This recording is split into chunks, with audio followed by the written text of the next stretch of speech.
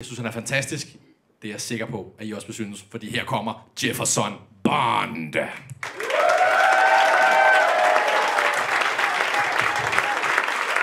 How are we doing, guys? I lige måde. I love being the only English person in a Danish show. Because I understand about 40% of what's going on. So I imagine this is how a dog feels all of the time. You know? I kind of feel like a dog that's accidentally walked in on his owners having sex. Because yeah, I kind of get what's going on just by looking at it, you know? And I hear a lot of and happy noises.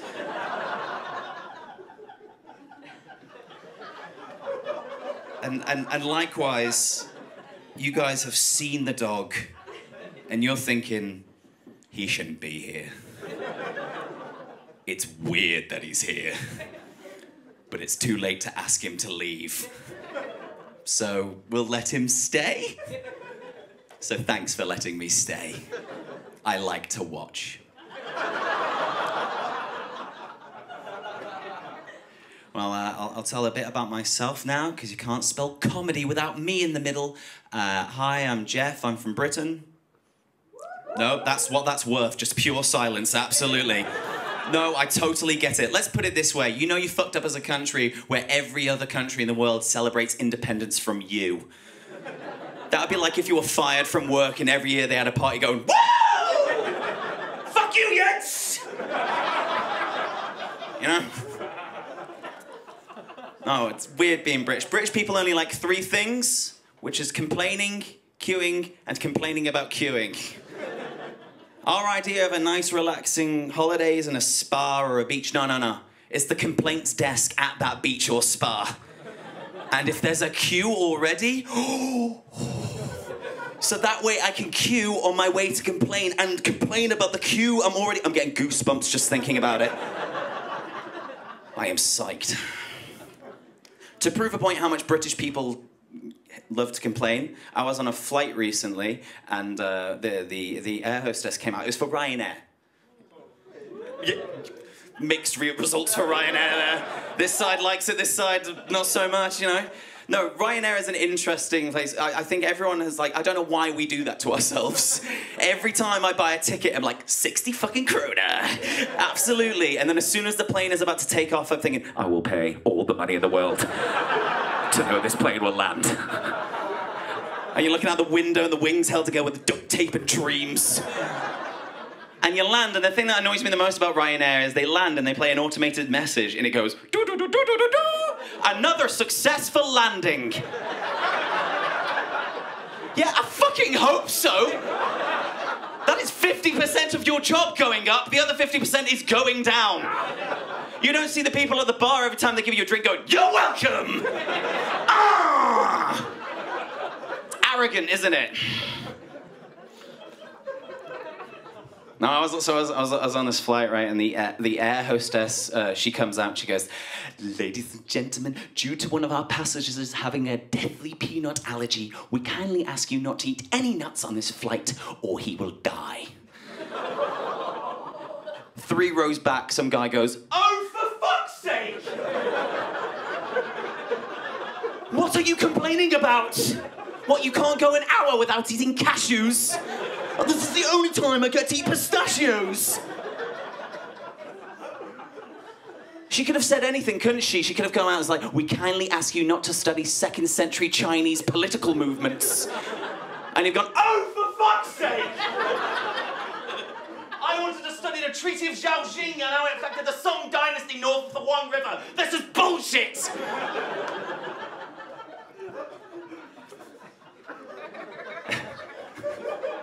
But because we're on a Ryanair flight, barely living, when we land, there was a bit of turbulence. So, like, people clapped. Do you guys clap when planes land? What do you mean, no? Right, I appreciate the fact that you clapped me when I came on stage, but look, I did nothing for you at that point. And I almost fucked it up as well. I almost tripped on the curtain on the way out. But With these people, they land a missile filled with jet fuel, people and wind and terrorism and death. And they land it in a thin stretch of concrete in another country.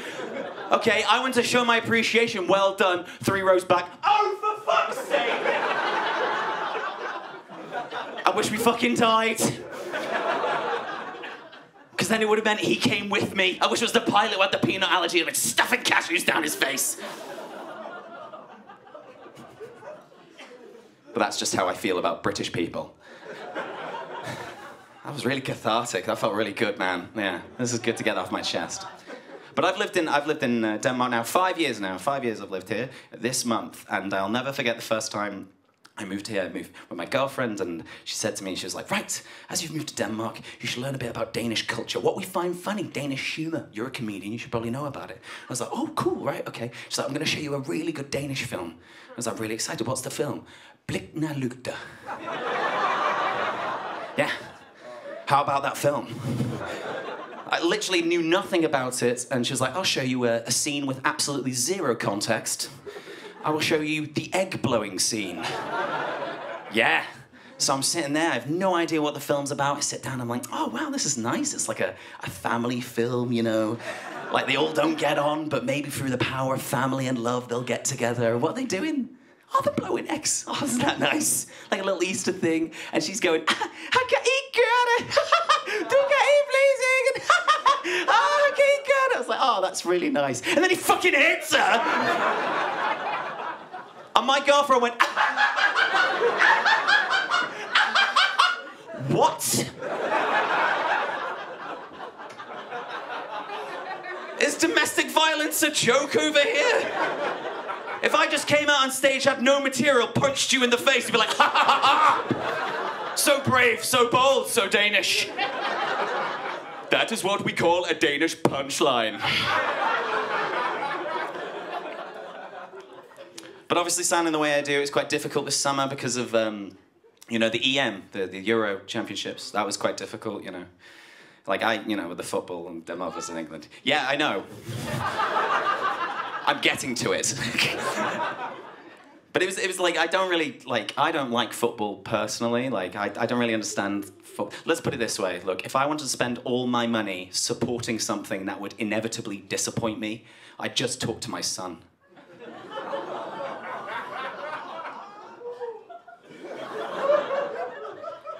I'm joking, guys.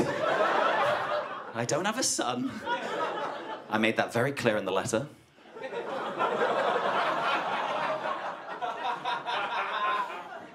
I'm joking again. I'm joking again. I didn't leave a letter. No, but of course, you know, Denmark versus England, as that madam pointed out, was an interesting time for me. I got to learn a lot about Danish culture as well. I got to learn about your football chants. Mwah. Brilliant. Fisa, kusa, schmeichel, moor. Oh. Oh, wow. Who wrote that? Kierkegaard? Oh, fantastic. So good. What's that mean? Oh, let me explain it to you, Jeff. It's a fantastic song. It goes, pussy, pussy, Schmeichel's a wall. What? You have not lived until you've seen a 6-year-old boy screaming that at the top of his lungs. It was great.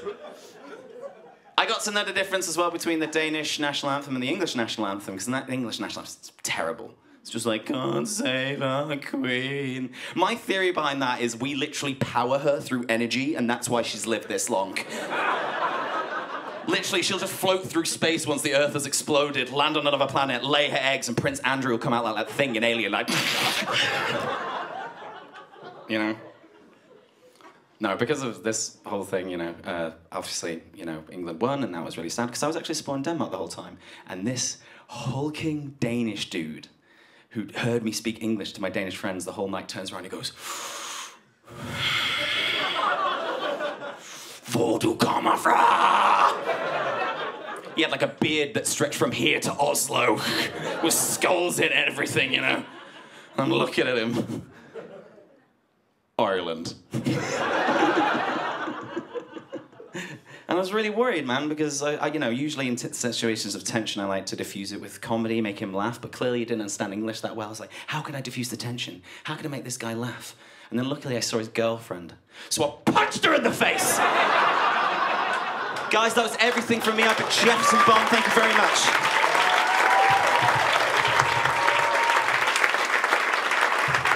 Jefferson Bond! Hele vejen fra Nordjylland, mine damer og herrer.